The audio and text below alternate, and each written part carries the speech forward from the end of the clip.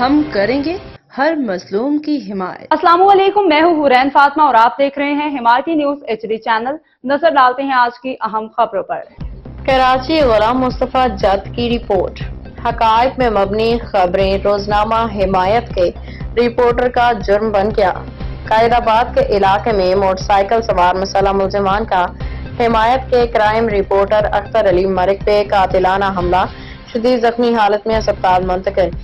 اطلاعات کے مطابق ضلع ملیر کے علاقے قائد آباد تھانے کی حدود مہران ہائی وے پہ رات شادی ہال کے قریب دو موٹر سائیکلوں پہ سوار 5 مسلح ملزمان نے روزنامہ حمایت کے کرائم رپورٹر پہ حملہ کر دیا۔ ملزمان آتشی اسلحہ اور خنجر سے مسلح تھے۔ حملے میں اختر علی ملک شدید زخمی ہو گئے۔ واقعے کی اطلاع فوری طور پہ پولیس ایمرجنسی 15 اور قائد آباد پولیس کو دے دی گئی۔ پولیس نے ضابطے کی کارروائی کے بعد شدید زخمی اختر علی ملک کو طبی امداد کے لیے جناح اسپتال روانہ کر دیا، جہاں اس کی حالت تشویشناک بتائی جاتی ہے۔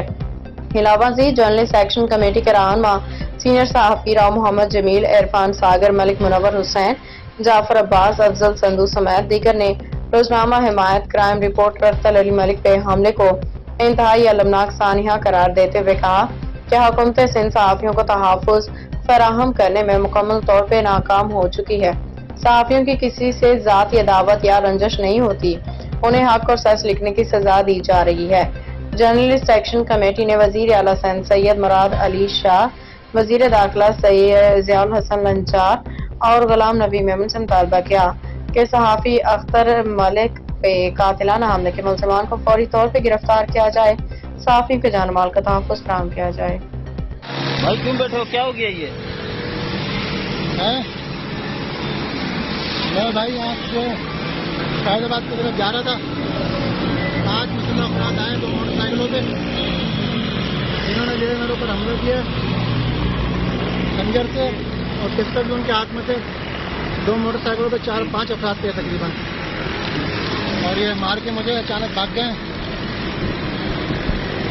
کدھر گئے؟ یہ اس طرف گئے۔ کتنے بندے تھے؟ 5 بندے تھے۔ تو آپ جاؤ نا تھانے، کمپلین کرو۔ ہاں میں بھی تھانے جاتا ہوں، 1 کی کمپلین کرتا ہوں۔